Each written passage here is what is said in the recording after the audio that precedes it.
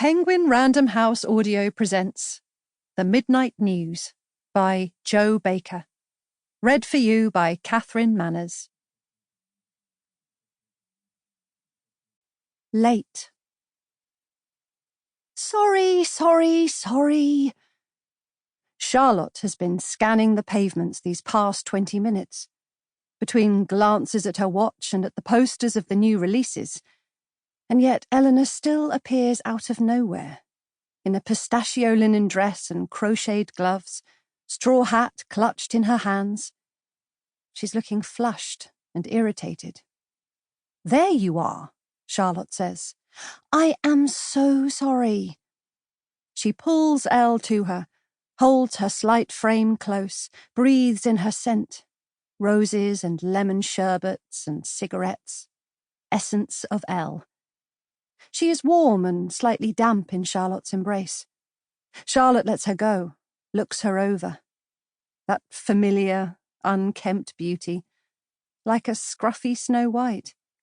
Her impish green eyes, and, today, a line between her brows. "What's wrong?"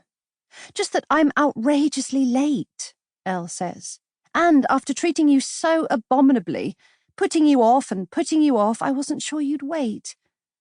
Elle claps her hat back on her head, then digs her hands into her pockets, squinting in the low September sun. "I'm so sorry, lots. Can you ever forgive me?" "Already have, always will." "You're too good." "Au contraire," Charlotte says. "Shall we go in?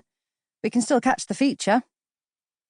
Elle glares up at the grand frontage of Tussaud's cinema, as though it were to blame for the afternoon's delays and frustrations.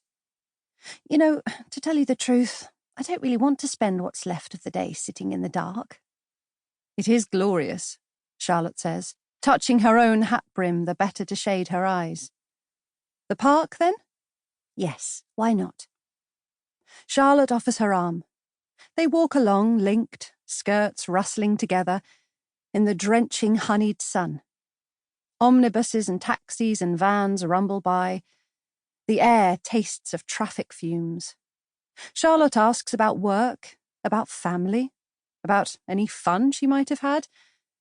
And though Elle replies, she seems somehow out of step, at one remove. They turn into the shade of York Gate, past the cool, white-columned facades, and Charlotte looks sidelong at her friend. That line between her brows hasn't gone away. "Do you know who I saw recently?" Charlotte tries. "No." "The astonishing Vanessa." Elle brightens. "Vanessa Cavendish?" "Is there any other Vanessa worth a mention? She was giving her Ophelia, you know, those Shakespeare matinees at the Vaudeville." "Was she good?" "Was she good?" She was heartbreaking, beautiful, brilliant, everything one would expect. "I'm glad for her," Elle says. "She's earned it." They cross the road and enter Regent's Park. The air is cooler, cleaner here. The greenness soothes the eyes. "I managed not to loiter round the stage door and swoon all over her," Charlotte says. "I took myself straight home, dignity intact." "I'm sure she would have been pleased to see you." Charlotte laughs. She wouldn't have known who I was.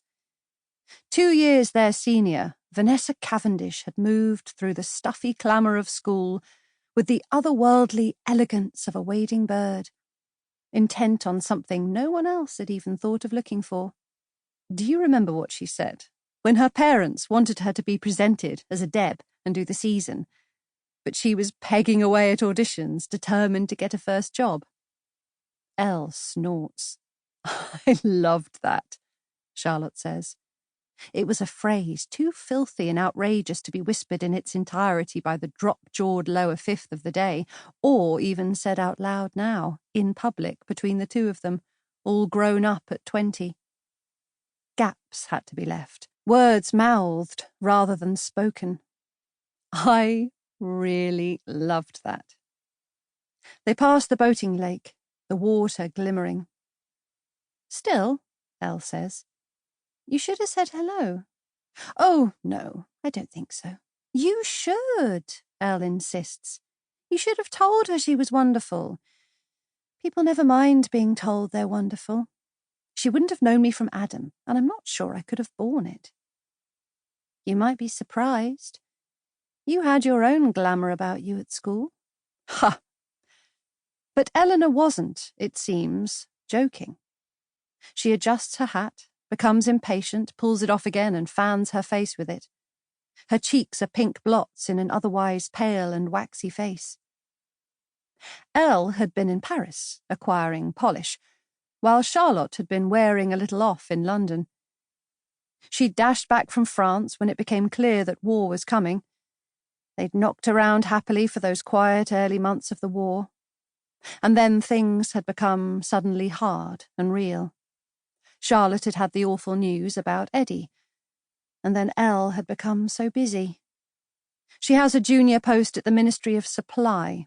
By her account, it's just a fetching, finding and filing kind of job, but it seems to devour her every waking moment. This is the first time Charlotte hasn't been put off, let down, or plain stood up in months. Charlotte's father had secured a senior position in the same department when it was formed. He, by contrast, seems to have plenty of time to do just as he pleases. They're clearly overworking you, Charlotte says. Elle gives the kind of wry shrug that suggests a common understanding. But really, Charlotte has no idea. That's what Mother says, Elle replies. But then, as far as she's concerned, any work is too much for me. She considers me constitutionally unsuited to it. Has she told you that you'll spoil your eyes?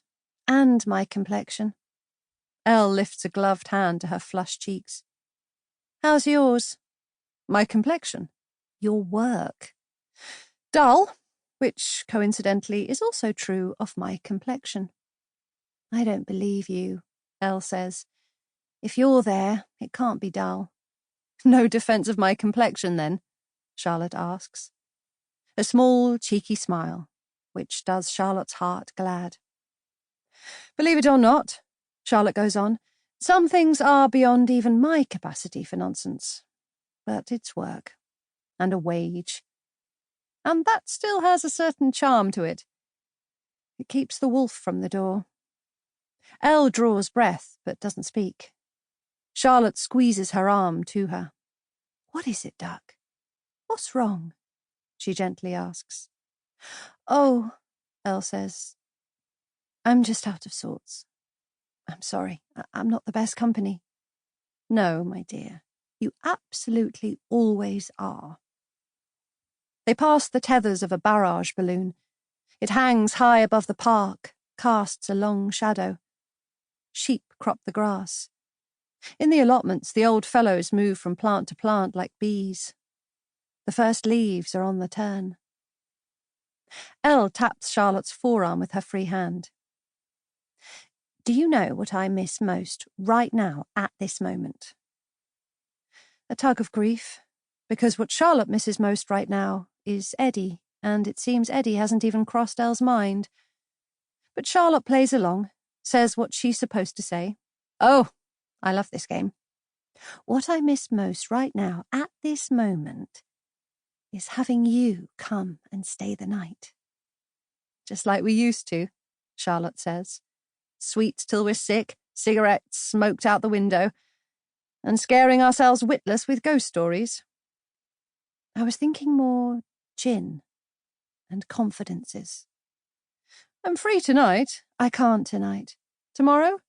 Sorry. Oh, well, Charlotte says, trying not to feel quite so crushed. Still arm in arm, they follow the strains of music towards the bandstand, passing men in uniform, men in city suits. Charlotte can feel the slide of eyes over her, but doesn't look back.